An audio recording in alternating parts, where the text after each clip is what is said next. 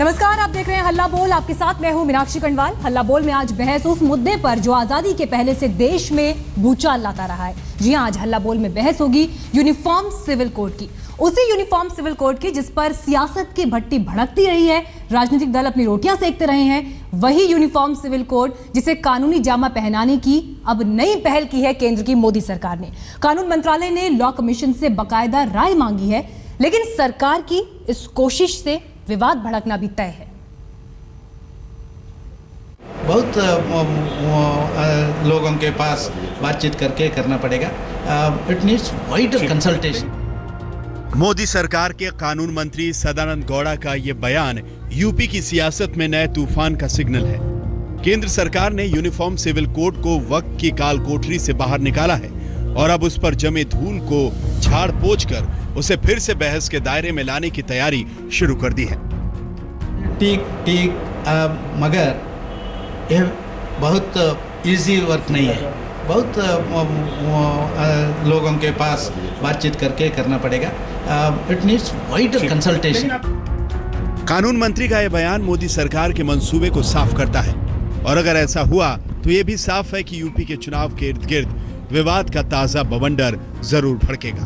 खासतौर पर मुस्लिम जमात का विरोध इस बिल को लेकर नई लामबंदी की बुनियाद बन सकता है। 100 साल से ज्यादा हो गए, लेकिन यह मुल्क यूनिफॉर्म सिविल कोड की पहेली को सुलझा नहीं पाया। जब भी यूनिफॉर्म सिविल कोड को कानूनी जामा पहनाने की कोशिश हुई, विरोध की तलवारें चमकी और फिर इसे ठंडे बस्ते में डाल दिया गया। वजह क्या रही, ये समझने से पहले हम आपको ये बताते हैं कि मोटे तौर पर यूनिफॉर्म सिविल कोड आखिर है क्या। यूनिफॉर्म सिविल कोड का मतलब है कि देश के सभी नागरिकों के लिए एक कानून। फिलहाल अलग अलग मजहब के लिए अलग अलग पर्सनल लॉ हैं। यूनिफॉर्म सिविल कोड लागू हुआ तो सभी मजहबों के लिए शादी, तलाक, गोद लेने और जायदाद बंटवारे के लिए एक कानून हो जाएगा। फिलहाल इन मामलों का निपटारा हर धर्म के पर्सनल लॉ के तहत होता है। देश का संविधान समान नागरिक संहिता को समर्थन करता है। संविधान के अनुच्छेद 44 में समान नागरिक संहिता का जिक्र है। लेकिन जब भी संविधान की व्याख्या के तहत कानून को ढालने की कोशिश हुई, सियासत आड़े आ गई। यूनिफॉर्म सिविल कोड की समर्थक रही बीजेपी सत्ता में आई है तो सिविल कोड पर बहस फिर से गर्म हो रही है। सवाल बस इतना है कि क्या बीजेपी यूनिफॉर्म सिविल कोड पर गंभीर है? क्या उसे राज्यसभा में अपनी हैसियत का अंदाजा नहीं, या फिर ये यूपी चुनाव से पहले की अंगड़ाई भर है? समान नागरिक संहिता हमेशा से बीजेपी के एजेंडा में रहा है, लेकिन यूपी चुनाव से ठीक पहले सरकार ने इस ओर एक कदम बढ़ाकर नए सिरे से राजनीतिक बहस छेड़ दी है। यूनिफॉर्म सिविल कोड हालांकि लागू हो पाएगा या नहीं, यह तो लंबी बहस का मुद्दा है, लेकिन इतना जरूर है कि आने वाले दिनों में इस मामले को लेकर राजनीति जरूर गर्म रहेगी। कैमरामैन राजीव श्रीवास्तव के साथ अशोक सिंघल, दिल्ली आज तक।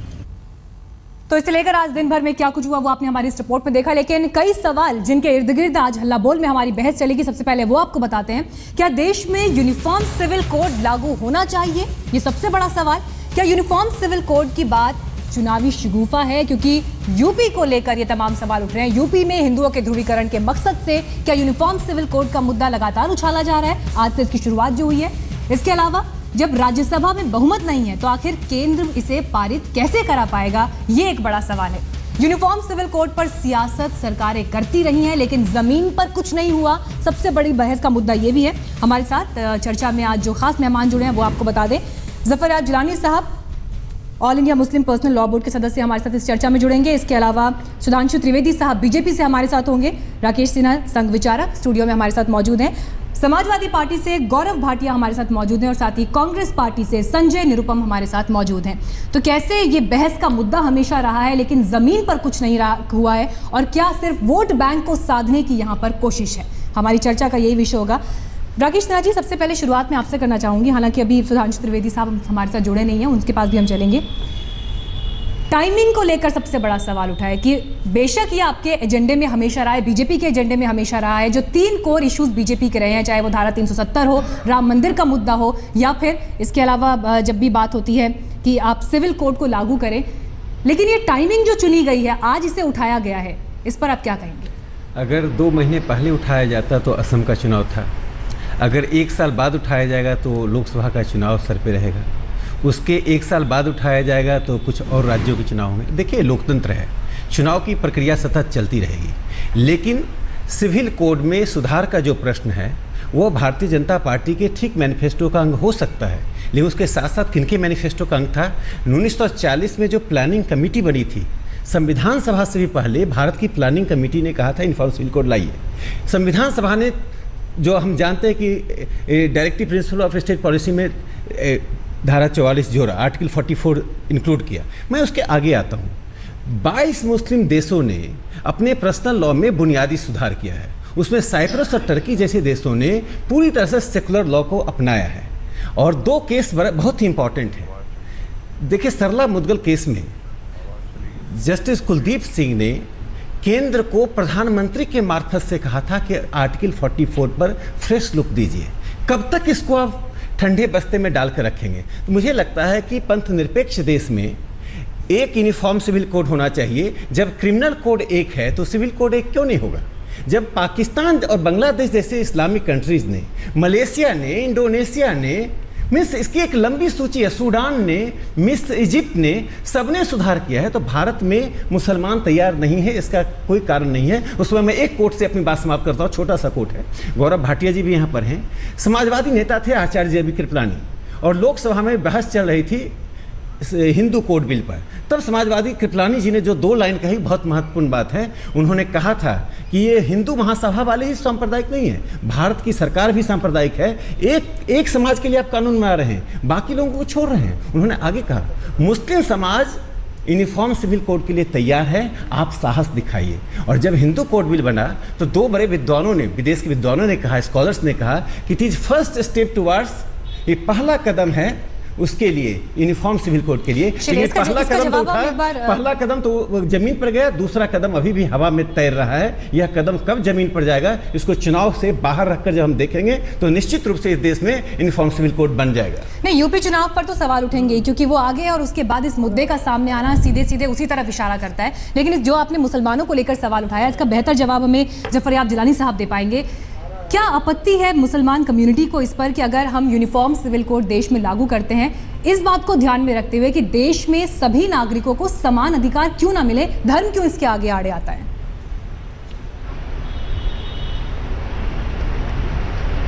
मेरा सवाल ये है कि क्या आपत्ति है आपको इस पर कि आप मुसलमानों को उनके पर्सनल लॉ से गवर्न रहने दें? क्या नुकसान आपको पहुंच रहा है? बीजेपी को क्या नुकसान पहुंच रहा है अगर मुसलमान अपने पर्सनल लॉ से गवर्न रहते हैं? आपको क्या नुकसान पहुंच रहा है? पूरे देश को क्या नुकसान पहुंच रहा है? कोई नुकसान नहीं पहुंच रहा है। संविधान में सीधी ऐसी गारंटी है, लेकिन आपको सिर्फ कुछ दुश्मनी है मुसलमानों से और इस्लाम से, इसलिए आप चाहे बार बार इसको उठाते हैं। नहीं, इसको हिंदू मुसलमान सिख जैन सब में बांटने की जरूरत नहीं है। देश का हर नागरिक समान है, तो हर नागरिक को समान अधिकार क्यों ना मिले? मेरी बात सुनिए पहले, मेरी बात होने दीजिए पहले, मेरी बात पहले होने दीजिए आप जी, बात मुकम्मल होने दीजिए। सरला मुदगल केस का उन्होंने हवाला दिया है सिन्हा साहब ने, और उसी के बाद सुप्रीम कोर्ट का Ahmedabad women action group case है, उसके बाद मधु किश्वर केस है। इसमें सुप्रीम कोर्ट ने कहा है कि ये चीज़ें जो हैं ये सुप्रीम कोर्ट के स्कोप के बाहर हैं, लिहाजा पार्लियामेंट इस पर गौर करे। पार्लियामेंट ने आज तक इस पर कभी गौर किया हो तो आप बताइए। अरे जिलानी साहब, एक बात का जवाब दे दीजिए, एक बात का हमें जवाब दे दीजिए। जुलेखा बाई, आप सुन लीजिए, जुलेखा बाई एक गरीब मुस्लिम महिला जब 2001 में सर्वोच्च न्यायालय के पास जाती है, सर्वोच्च न्यायालय इतना थक गया है इस पर, कहा कि जाइए पार्लियामेंट के पास।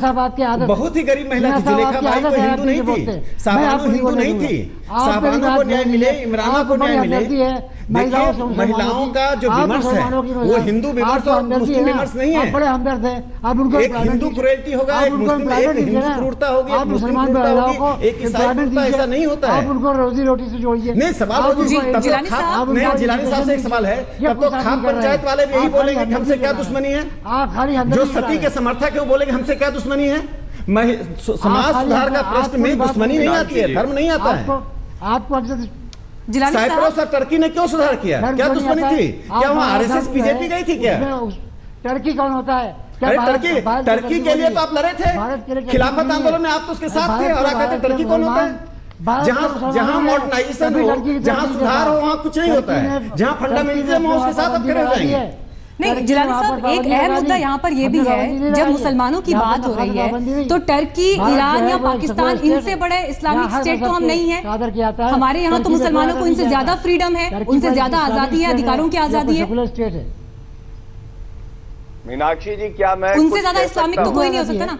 हमारे भारत का संविधान है, मीनाक्षी। टर्की का कोई ऐसा संविधान नहीं है। टर्की में रिवोल्ट हुआ था, भारत का संविधान बना है कॉन्स्टिट्यूशन असेंबली के जरिए, इससे तमाम मीनाक्षी जी, मज़ाहिब के क्या मैं मानने कुछ वाले कह थे। सकता हूँ? लिहाजा जी हमारा गौरव, भारत मैं का आपके पास संविधान आती हूँ एक बार, टर्की के संविधान जफर याद से दिलानी अपनी सुप्रीम बात है, पूरी कर सुप्रीम लें, है। फिर आती हूँ। जी रखिए गौरव जी, अपनी बात रखिए। जी होगी मेरी। मीनाक्षी जी, दो पहलू हैं इस चर्चा के, और पहला पहलू जो है वो राजनीतिक है और दूसरा विधिक है। मैं पहले राजनीतिक पहलू पे चर्चा कर रहा हूं। राजनीतिक पहलू पे इसलिए चर्चा करना चाहता हूं कि देखिए, भाजपा की जो मंशा है वो अपने आप में एक बड़ा सवाल खड़ा करती है कि क्यों ऐसा होता है कि चुनाव से पहले केवल यूनिफॉर्म सिविल कोड की बात नहीं है, राम मंदिर इनको याद आता है, या ऐसे सारे मुद्दे याद आते हैं जिससे समाज बटे। और यूनिफॉर्म सिविल कोड में अभी हम कॉन्स्टिट्यूएंट असेंबली डिबेट्स की बात कर रहे थे जिससे संविधान लिखा गया, उसमें बड़े बड़े वरिष्ठ जितने भी लोग थे, जो पढ़े लिखे लोग थे, उन्होंने भी कहा यूनिफॉर्म सिविल कोड का मुद्दा ऐसा है जिसमें जो वर्ग उससे अफेक्टेड है उसका विश्वास जीत के उनका सुझाव लेके आगे बढ़ना चाहिए। तो आधी बात रखे कॉन्स्टिट्यूएंट असेंबली किसने डिबेट कहा था? ये बता दीजिए, कोट कर दीजिए ना। मैं समझता हूं गौरव जी, उस व्यक्ति का नाम कोट कीजिए जिसने ऐसा कहा था। मैं 4 नाम ले रहा हूं: गोपाल स्वामी अयंगर, के मुंशी, अनंत श्याम अयंगर, बी आर अम्बेडकर, चारों यूनिफॉर्म सिविल कोड के समर्थन में थे। किसने कहा विश्वास लेने की बात? आप बताइए। आप संविधान सभा की पुनर्रचना मत कीजिए, आप बीच में बोलते हैं, आप गलत बोल रहे हैं। दर्शकों को संविधान सभा के बहस की गलत जानकारी नहीं दीजिए। मैं आपका नाम बोल सकता हूं किसने क्या कहा, मैं एक एक व्यक्ति को उद्धृत कर सकता हूं यहाँ पर। राकेश जी देखिए, पोकर साहब ने विरोध किया था, मद्रास के पोकर साहब ने विरोध किया था। अंबेडकर, गोपाल स्वामी अयंगर, अनंत श्याम अयंगर, हम बहस से यहाँ पर भटक रहे हैं, हम बहस से यहाँ पर भटक रहे हैं। नहीं, गलत बता रहे हैं ना, संविधान सभा को गलत उद्धृत कर रहे हैं। हम बहस से यहाँ पर भटक रहे हैं, हमें मुद्दे पर रहना होगा कि क्यों यूनिफॉर्म सिविल कोड लागू करने का विरोध हो रहा है। गौरव भाटिया जी, आप ये बताइए, समाजवादी पार्टी का इस पर क्या स्टैंड है? आप इसके पक्ष में हैं, विरोध करते हैं, आप समाजवादी पार्टी की बात मुझे बताइए। हमारा स्टैंड नहीं, जिस तरह से इंप्लीमेंटेशन यूनिफॉर्म सिविल कोड का हो रहा है इसके बिल्कुल पक्ष में नहीं है। और मीनाक्षी जी, मैं विधिक रूप से आपको बताता हूं, जो आर्टिकल 44 है ये डायरेक्टिव प्रिंसिपल है, लेकिन जो मूल अधिकार हैं एक नागरिक को मिले हैं, आर्टिकल 25 और 29, ये स्वतंत्रता देते हैं एक वर्ग को, जो भी उसके रिलीजियस बिलीफ हो और कस्टम हो उनको फॉलो करने की। और इसको बैलेंस सुप्रीम कोर्ट हमेशा कई डिसीजन में करता आया है।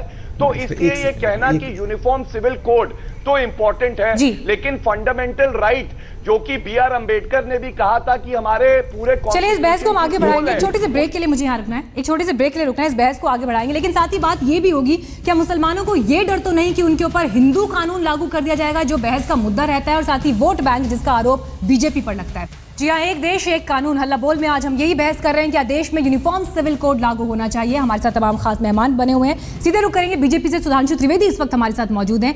सुधांशु जी, 2 साल आपको सत्ता में हो गए, इस टाइमिंग पर लगातार सवाल उठ रहे हैं कि जब इस मुद्दे को लाया गया है, और बात अगर जम्मू कश्मीर की भी करें तो वहां तो आप सत्ता का सुख भोग ही रहे हैं, वहां पर क्यों नहीं शुरुआत की आपने? देखिए, जहां तक जो लोग इसको सत्ता से, चुनाव से जोड़ रहे हैं, तो उनसे मैं कहना चाहूंगा, अरे यूनिफॉर्म सिविल कोड तो हमारे एजेंडा में तब से है जब हम स्वप्न में भी नहीं सोचते थे कि कभी हमारे हाथ में सत्ता आएगी। तो ये हमारे लिए एक राष्ट्रीय विषय है, हमारे लिए एक आइडियोलॉजिकल विषय है, इसका चुनाव राजनीति से कोई मतलब नहीं है। सवाल तो यही है ना कि सिर्फ विचार के स्तर पर है, जमीन पर क्या हुआ, गंभीर कदम क्या उठाएगा इस पर? मैं उसी पॉइंट पे आ रहा हूँ। पहली बार कोई सरकार ने इसके ऊपर एक व्यू तो लिया है। अभी राकेश सिन्हा जी ने तमाम टेक्निकल रीजंस बताए, बहुत अच्छे ढंग से उन्होंने बात रखी।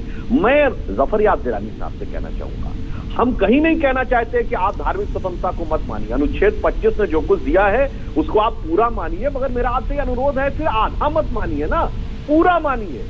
आप सिर्फ पर्सनल लॉ सिविल में क्यों चाहते हैं, पर्सनल लॉ क्रिमिनल में भी रखिए।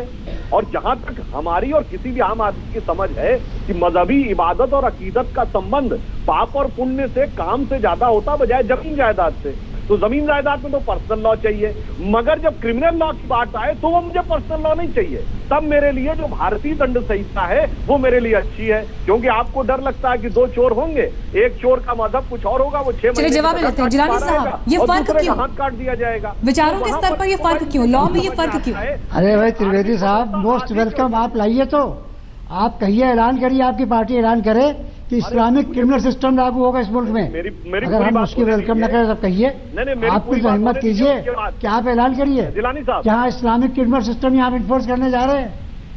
हमने नहीं कहा है, आपने कहा, मुसलमानों ने कभी नहीं कहा है। आधा तो ठीक है, हम क्यों डिमांड करें जब हम जानते हैं कि इस देश में उसकी गुंजाइश नहीं, हम जानते हैं कि आर्टिकल 25 जो है वो क्रिमिनल सिस्टम को प्रोटेक्ट नहीं करता है।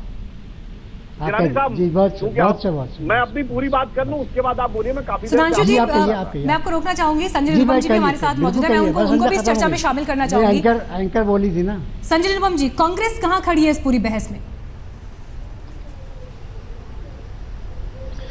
देखिए, यूनिफॉर्म सिविल कोड बीजेपी का चुनावी मुद्दा है, और जब चुनावी मुद्दा कह रहा हूं तो उसको इन्वर्टेड कॉमा में करके मैं बोल रहा हूं। जब चुनाव होता है निश्चित तौर पर यूनिफॉर्म सिविल कोड के बारे में चर्चा करते हैं, और इनके हर चुनावी घोषणा पत्र में इसका जिक्र होता है। लेकिन महत्वपूर्ण बात यह है कि भारत का जो संविधान लगभग 2-2.5 वर्षों की मेहनत के बाद बना है, उस संविधान को बनाते समय बड़े बड़े ज्ञानी थे, विद्वान थे उसमें, और वहां पर इस विषय पर चर्चा हुई थी, और इस विषय को उठाकर डायरेक्टिव प्रिंसिपल में डाला गया। मतलब एक ऐसा क्षेत्र है कि राज्य सरकारें चाहे तो इसको लागू कर सकती हैं, नहीं चाहे तो लागू नहीं भी कर सकती हैं। इसके बाद अंबेडकर जी के बयान के ऊपर बार बार चर्चा होती है। अंबेडकर जी जब इसको इंट्रोड्यूस कर रहे थे डायरेक्टिव प्रिंसिपल्स में, तब उन्होंने कहा था कि जबरदस्ती यूनिफॉर्म सिविल कोड नहीं लाना चाहिए, बिल्कुल लाइए, लेकिन लोगों से राय विचार करके, और अगर स्वयं अपनी इच्छा से उस समाज, उस धर्म के लोग एक यूनिफॉर्म सिविल कोड या अपने पर्सनल लॉ को त्यागना चाहते हैं तो बिल्कुल इस दिशा में काम होना चाहिए। दुर्भाग्यवश भारतीय जनता पार्टी महज राजनीतिक लाभ उठाने के दृष्टिकोण जिस राजनीतिक लाभ की बात आप कर रहे हैं, देश भूला नहीं है शाहबानो केस में सुप्रीम कोर्ट का फैसला कैसे राजीव गांधी सरकार ने पार्लियामेंट के जरिए पलटा था। यूनिफॉर्म सिविल कोड अगर देश में लागू हो तो कैसे लागू हो, सभी को इसके लिए कैसे मनाया जाए, सर्वसम्मति पर कैसे लाया जाए, बड़ी चुनौती। लेकिन क्योंकि इसकी शुरुआत हो गई है, कानून मंत्रालय की तरफ से चिट्ठी गई है, जिस चिट्ठी में इस पर राय मांगी गई है और जमीनी हकीकत क्या है, कितना इसमें हो सकता है काम, इसको लेकर हम आज बहस कर रहे हैं हल्ला बोल में। तमाम मेहमान हमारे साथ मौजूद हैं। राकेश सिन्हा जी, आपके पास मैं आना चाहूंगी। सर्वसम्मति को लेकर सबसे बड़ा सवाल है कि कैसे आप अलग अलग धर्मों के लोगों को जो अलग अलग लॉज को फॉलो कर रहे हैं, आप एक पेज पर एक राय, एक मत लेकर आएंगे। देखिए, एक बात मैं बता दूं कि जब यूनिफॉर्म सिविल कोड के बारे में एक भ्रांति है कि यदि यूनिफॉर्म सिविल कोड आएगा तो हिंदुओं का जो कानून है मुसलमानों, ईसाइयों, बाकी धर्म के लोगों पर थोप दिया जाएगा। यूनिफॉर्म सिविल कोड का मतलब होता है कोडिफिकेशन। कोडिफिकेशन के 2 अंग हैं, एक आधुनिकीकरण, मॉडर्नाइजेशन, दूसरा कोडिफिकेशन। इसमें तो डिस्कोर्स होता है, उनके विभिन्न लॉ की को जांचा जाता है, फिर ऑप्शंस दिए जाते हैं। जैसे गोवा में यूनिफॉर्म सिविल कोड है, आप देखिए गोवा में एक सिविल कोड भी है, उसके पास 7 ऑप्शन है। एक बात जो गौरव जी ने उठाया था जो महत्वपूर्ण है दर्शकों के जानने के लिए, उन्होंने कहा कि आर्टिकल 25-26 के अंतर्गत अल्पसंख्यकों को एक स्वतंत्रता है, उसके अंतर्गत ये नहीं हो सकता है। देखिए, बोमई के केस में सर्वोच्च न्यायालय ने कहा था कि धर्म एक व्यक्तिगत आस्था का प्रश्न है, इसको सेकुलर एक्टिविटीज से नहीं मिलाना चाहिए।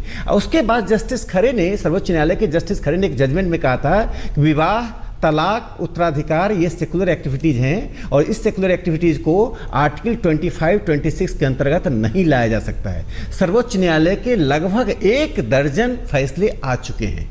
वो संविधान सभा के बाद सर्वोच्च न्यायालय को हम एक ऐसी संस्था मानते हैं जो राजनीति से ऊपर है, उसके 1 दर्जन से अधिक फैसले हुए हैं। और अंतिम बात मैं कहना चाहता हूँ, संजय निरुपम जी हैं, 43 साल विवाह में रहने के बाद साहबानों को डिवोर्स दिया गया। 43 साल विवाह में रहने के बाद, 5 बच्चे की माँ थी, उसको पति को 5,000 रुपये आमदनी थी, एक लॉयर थे, वो अपनी पत्नी को 200 रुपये महीने दे रहे थे, और ट्रिपल तलाक देकर सारा मामला खत्म कर दिया, मेहर देकर।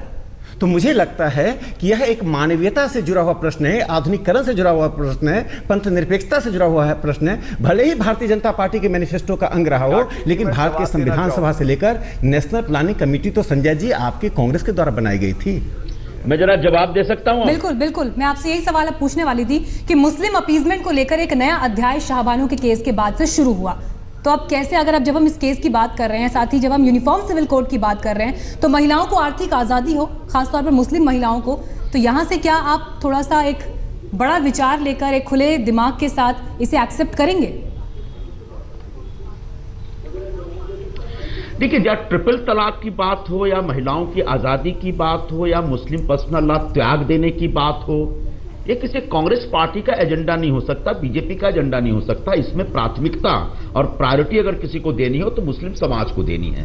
इस प्रकार की बातें मुस्लिम समाज के बीच से निकल के आनी चाहिए। और डॉक्टर अंबेडकर ने भी कॉन्स्टिट्यूशन असेंबली में यही कहा था कि मुस्लिम समाज को प्रोवोक करने के बजाय आप इस प्रकार की व्यवस्था करिए कि मुस्लिम समाज और तमाम जो अलग अलग धर्मावलंबी हैं वो सारे समाज के लोग एक साथ बैठे और तय करें कि चाहे शादी ब्याह का मामला हो या तलाक का मामला हो, इनहेरिटेंस का मामला हो या फिर एडॉप्शन का मामला हो, इन विषयों के ऊपर एक सामान्य कोड की व्यवस्था होनी चाहिए, सामान्य कानून की व्यवस्था होनी चाहिए। लेकिन दुर्भाग्यवश Bharatiya Janata party uniform civil code नहीं चाहती, वो महज इस पर चर्चा और बहस चाहती है और बहस के जरिए एक प्रकार का धार्मिक ध्रुवीकरण करना चाहती है चुनाव को सामने रख के। हम बार बार ये कहते हैं कि अगर संजय जी, कुछ क्या बात आप कर रहे हैं? संविधान सभा में बहस हुई तो ध्रुवीकरण हो गया क्या? अब बीच में मत बोलिए, साहबानों का केस हुआ, ध्रुवीकरण हो गया बीच में मत बोलिए। राकेश सिन्हा बीच में मत बोलिए, बदतमीजी बंद करिए। आप क्या कह रहे हैं? ध्रुवीकरण चाहते, कैसे ध्रुवीकरण चाहते हैं? बहस होने से ध्रुवीकरण कैसे? हम और आप बहस कर रहे हैं तो ध्रुवीकरण मेरी बात हो जाने, बीच में मत बोलिए आप। नहीं तो आप जो बोल जा रहे हैं आप गंभीर आरोप लगा रहे हैं। मेरी बात हो जाने। कौन ध्रुवीकरण करना चाहता है? आप कर रहे हैं कि हम कर रहे हैं? साहबानों का केस में देश को 100 साल पीछे करने वाले आप हैं। देश को सामाजिक व्यवस्था के नाते आपने 100 साल पीछे कर दिया। राकेश से गलत बात है, फिर आप नहीं बोल पाओगे पूरे डिबेट में। राकेश आप पूरे डिबेट में नहीं बोल पाओगे अगर इस तरह से डील करने की कोशिश। अरे आप धमकी क्यों दे रहे हैं? बोलिए तो, मैंने रोका नहीं आपको। कभी मैं धमकी दे रहा हूं, मैं धमकी दे रहा हूं, स्वीकार करो। कभी आप लफ्ज जिहाद के नाम पे चुनावी ध्रुवीकरण करते हैं, कभी आप कैराना के नाम पे ध्रुवीकरण करते हैं, कभी दादरी के नाम पे ध्रुवीकरण करते हैं। हमेशा चुनाव आएगा, दंगा फसाद, हिंदू मुस्लिम रिश्ते, उसमें कड़वाहट पैदा करो और हिंदू भावनाओं को भड़काओ ताकि चुनाव में उसका लाभ हो सके। देखिए, आप मुद्दे पर नहीं रह रहे हैं, इसलिए मैं हस्तक्षेप कर रहा हूं। और आप जमीन हड़पने में लगे रहते हैं तो फिर कहां से बस करेंगे यूनिफॉर्म सिविल कोड पर? आपके वाड्रा साहब जमीन हड़पने में लगे रहते हैं। सबसे पहले 1 मिनट राकेश, मेरी बात हो जाने दो। आप क्या बात कर रहे हैं? मुद्दे पर बात कीजिए। मैं मुद्दे पर बोल रहा हूं, आप इधर की बातें कर रहे हैं। के बात अब 1 मिनट मेरी बात हो, मुद्दा सिर्फ मुद्दा आपके पास ही है। आप सत्ता में, सारा मुद्दा आपके पास है, हम बगैर मुद्दे के घूम रहे हैं। सबसे पहले भारतीय जनता पार्टी को जो संदेह आरएसएस और बीजेपी पे इस देश के लोगों को है, उस संदेश से ऊपर उठना पड़ेगा। और सुधांशु त्रिवेदी जी, संजय निरुपम जी और विपक्ष आप पर यह आरोप लगा रहा है कि ये तमाम मुद्दे, चाहे वो राम मंदिर का मुद्दा हो, यूनिफॉर्म सिविल कोड, ये तभी सामने आते हैं जब चुनाव की जमीन तैयार हो रही है। दुर्भाग्यपूर्ण है। अभी भी जो चिट्ठी लिखी गई वो चिट्ठी लॉ कमीशन को भेजी गई, लेकिन लॉ कमीशन के पास अपने पास ऐसी कोई अथॉरिटी नहीं है कि इस पर वो कोई कड़ा कदम उठा सके। चाहता हूं, जवाब भी देना चाहता हूं राकेश सिन्हा जी की बात का। जी गौरव, मैं आपके पास आती हूं, बस एक बार मैं सुधांशु त्रिवेदी जी से जवाब ले लूं इस पर। देखिए, मैं चुनाव, मुस्लिम पर्सनल लॉ और ध्रुवीकरण तीनों का जवाब देता हूं। आप में से बहुत से दर्शकों को नहीं पता होगा कि ये मुस्लिम पर्सनल लॉ आया कब। ये 1937 में आया, अंग्रेजों के जमाने में। उससे पहले सबके लिए एक समान था। अंग्रेजों ने क्यों डाला? सभी कांग्रेस वाले भी कहते हैं हमारे अंदर फूट डालने के लिए डाला। तो भाई आपने उसको क्यों आजादी के बाद कंटिन्यू किया? जब हिंदू कोड बिल आया तो आपने उसको परिवर्तन क्यों नहीं किया? दूसरी बात, शाबानो केस से यह बहस आगे बढ़ी। शाबानो केस में तत्कालीन सरकार ने निर्णय लिया कि हम किसी धार्मिक मामले में रत्ती भर भी दखल नहीं देंगे। धार्मिक मामला धार्मिक भावना से तय होगा, कोर्ट से नहीं। तो आपने कोर्ट का निर्णय बदल दिया। यह आपका स्टैंड था 1985 में। और कांग्रेस ने 1987 में क्या स्टैंड लिया? जब दूसरा मामला आया तो श्री राम जन्मभूमि के विषय में भगवान श्री राम कहां पैदा हुए, यह धार्मिक आधार पर ही तय होगा, यह कोर्ट तय करेगा। यहीं से जो आपने दो अलग अलग वरना आपके ये दो इतने याद करिए, जब हम हिंदू को लेकर आए थे तो आप जो देश में आग लगा रहे थे, यही आरएसएस अभी आप राकेश सिन्हा से ये कह रहे थे। अब आप मत करिए, मुझे अपनी बात करने दीजिए, नीतियों को दूर। अरे भैया मुझे अपनी बात करने दीजिए। जब हम हिंदू समाज बीजेपी नहीं होगी, यहाँ पर यूनिफॉर्म सिविल कोड की बात हो रही है। सुधांशु जी, मुझे यूनिफॉर्म सिविल कोड पर जवाब दीजिए। कि कदम क्या उठाए। आपके तो ये कोर एजेंडे में हमेशा शामिल रहा है, तीन मांगों पर बीजेपी आगे बढ़ी है, तो इस पर जमीनी हकीकत, जमीन पर क्या कदम उठाएगा? लॉ कमीशन को चिट्ठी लिखने भर से क्या होगा? धार्मिक ध्रुवीकरण करना। भाजपा से कुछ सवाल है मीनाक्षी जी।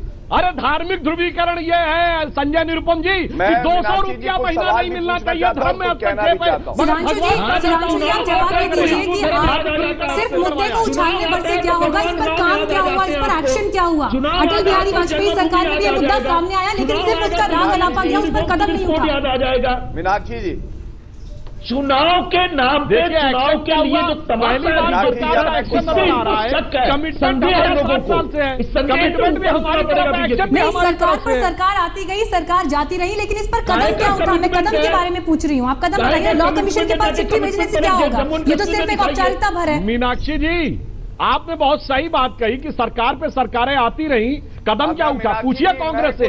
3 बार सर्वोच्च न्यायालय ने यह कहा है कि इसके बारे में विचार होना चाहिए। क्या विचार है? हमारी सरकार आई है, हमने एक सेकंड, गौरव भाटिया यहाँ कुछ कहना चाहते हैं, एक बार मैं उनके पास जा रही हूँ, फिर मैं आपसे जवाब लूंगी। सुधांशु जी, संजय जी आपके पास में आ रही हूँ, गौरव भाटिया को भी अपनी बात रखने दीजिए। जी गौरव, करिए आप।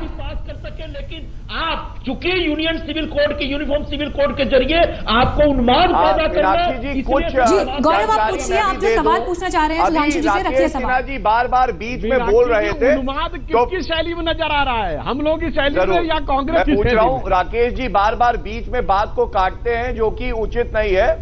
मैं राकेश जी से केवल इतना कहूंगा कि वो आर्टिकल 13, अनुच्छेद 13 को भी देखे, जिसमें कस्टम्स को लॉ माना गया है, और आर्टिकल 37 कहता है कि डायरेक्टिव प्रिंसिपल जो है वो जस्टिसेबल नहीं है, फंडामेंटल राइट है। इसीलिए हमने अनुच्छेद 25 और 26 की बात करी।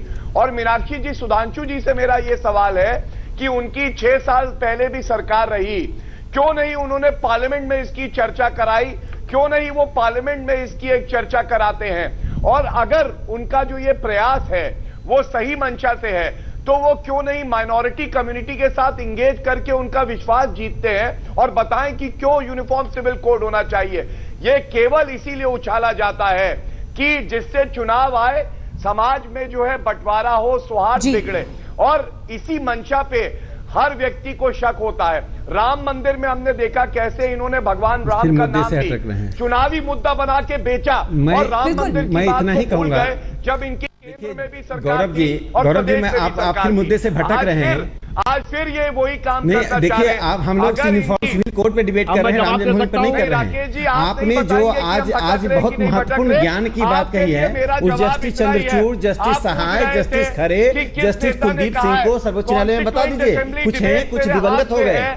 अब बता दीजिए कि वो उन्होंने आर्टिकल 37 नहीं देखा था, उन्होंने आर्टिकल 13A नहीं पढ़ा था। सर्वोच्च न्यायालय के फैसलों का अवमानना मत कीजिए, मानिए या ना मानिए। गौरव जी ने जो सवाल उठाए हैं बीजेपी को लेकर, बात यहाँ पर यही है कि ये आपके मैनिफेस्टो में शामिल रहा है यूनिफॉर्म सिविल कोड लागू करना। इसके अलावा ये आपके 3 मुख्य मांगे जिसके आधार पर बीजेपी बनी, उसमें शामिल रहा है। मंशा पर किसी को शक नहीं है। सवाल लेकिन ये कि ये मुद्दा सिर्फ उठाने भर से क्या होगा, जमीन पर इसमें क्या काम किया गया, क्या इसके लिए कोई गंभीर कदम उठाए गए हैं? इस पर हम जवाब लेंगे सुधांशु त्रिवेदी से। एक देश के लिए एक कानून कैसे होगा, कैसे सभी धर्मों के पर्सनल लॉज को हटाकर बाकी धर्मों के लोगों को एक ही जमीन पर लाया जाएगा, एक राय पर लाया जाएगा, ये सबसे बड़ी चुनौती है, और इस बहस को हम आगे बढ़ा रहे हैं। सभी खास मेहमान हमारे साथ बने हुए हैं। सुधांशु त्रिवेदी जी, आपसे मेरा सवाल ये कि आप कैसे इन पुराने कानूनों को खारिज करके सभी धर्मों को एक साथ लाकर उन्हें इस बात के लिए मना पाएंगे? देखिए, बहुत आसान है इस विषय पर मनाना यदि बात का ऑब्जेक्टिव डिस्कशन होने दिया जाए। उदाहरण के लिए गोवा क्या है, एक तो क्रिश्चियन बाहुल्य प्रांत है, वहां पर जिसको आप माइनॉरिटी कहते हैं उनकी संख्या अधिक है। यदि उन्होंने सहजता से एक्सेप्ट कर लिया तो फिर क्या समस्या? दूसरा जो ये आरोप लगाया जाता है कि इसके माध्यम से जफरयाब जिलानी साहब कुछ देर पहले हमारे साथ थे और उन्होंने ये कहा, सुधांशु जी, उन्होंने ये कहा कि आप मुसलमानों को डराने की कोशिश कर रहे हैं। तो जो इस तरह की धारणा जिन लोगों के मन में है उस धारणा का आप अंत कैसे करेंगे, उसे कैसे अरे भाई हटाएंगे? जवाब तो तब दीजिए ना, मुझे 2 सेंटेंस तो बोलने दीजिए भाई। बोलिए, ये आप क्या तरीका बोलिए। है? मैंने एक वाक्य बोला नहीं कि आप कहने लगे कि जवाब देंगे। आपने किन रिप्रेजेंटेटिव से बात करी, उस समुदाय के किन लोगों से आपने बात अरे करी? भाई, भारतीय मुस्लिम महिला आंदोलन ने कि 50,000 महिलाओं अरे ने भाई, मांग बोल रखी रही है। मुझे आप अब क्या जवाब छिपा दीजिए, हुआ है? अब तो आप मुस्लिम जवाब महिलाएं दीजिए। सड़क पे आ चुकी हैं। कम्युनिटी क्या आप से समाचार पढ़ते हैं कि नहीं आपकी तो गौरव जी? केंद्र में सरकार रही भारतीय 6 साल। महिला मुस्लिम सुधांशु जी, आंदोलन की हमने 50,000 कभी नहीं देखा मुस्लिम कि महिलाओं आपने ने किस कम्युनिटी से बात करी यूनिफॉर्म हो, सिविल कोड जो की बात करनी affected शुरू कर दी community है। अरे भाई, उससे मुस्लिम क्या आपने कम्युनिटी बात आप पर भी करी? मुस्लिम आप महिलाओं को देखिए, मुस्लिम महिलाओं बताइए, को आधुनिकता से बहस वंचित करिए मत गौरव कीजिए। जी। ये सवाल ये तो जेंडर सपा का जस्टिस का स्टाइल है, है ये ना, सेकुलर बाहुबली क्वेश्चन वाला है, ये ये बाहुबली कहीं वाला राष्ट्र नहीं है। आप भी सुधांशु जी वाक्य पूरा होने समझिए, दीजिए।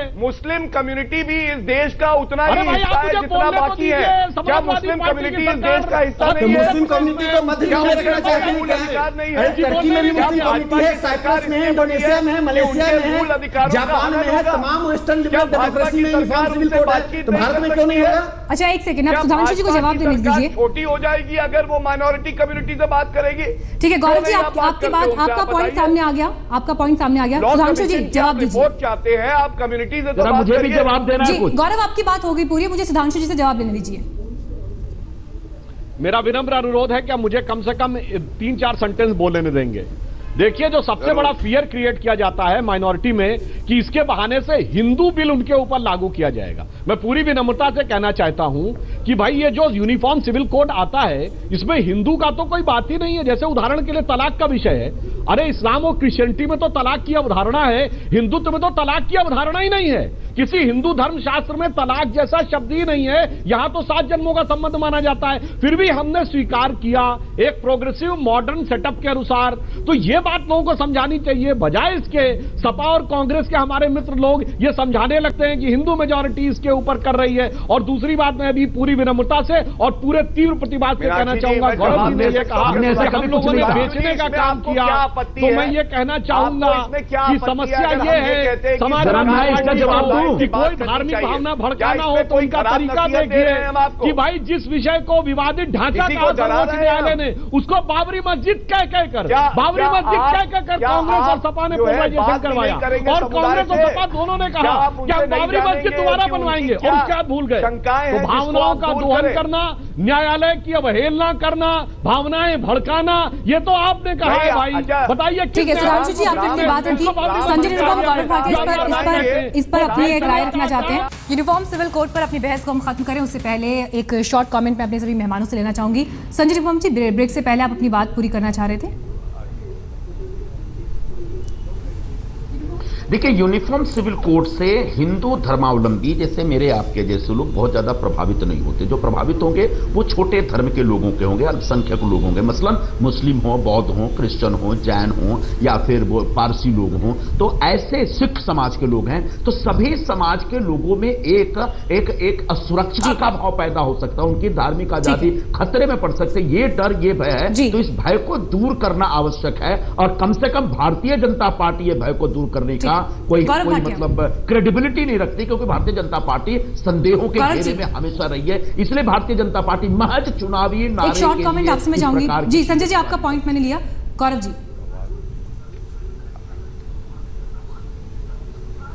मीनाक्षी जी, ये जो लाइनें मैं पढ़ रहा हूं, ये कॉन्स्टिट्यूएंट असेंबली डिबेट से पढ़ रहा हूं। क्या एश्योरेंस दी गई थी और बी आर अंबेडकर जी ने क्या कहा था, और मैं उम्मीद करता हूं राकेश सिन्हा जी भी सुन ले। It does not say that after the code is framed the state shall enforce it upon all citizens merely because they are citizens। और यही एश्योरेंस बी आर अंबेडकर ने दी थी जो भी नागरिक भारत के थे। जो चलिए, हमारे पास वक्त इतना ही था। इस बहस को हमें यही खत्म करना पड़ेगा, लेकिन ये जरूर कहना होगा कि ये पूरी बहस हिंदू वर्सेस मुस्लिम वर्सेस सिख वर्सेस ईसाई नहीं, बल्कि सभी धर्मों को, सभी नागरिकों को संविधान के दायरे के तहत एक कानून के अंतर्गत लाने की कोशिश है। हम रुक रहे हैं यहाँ एक ब्रेक के लिए, लेकिन देश और दुनिया की तमाम खबरों के लिए आप देखते रहिए आज तक।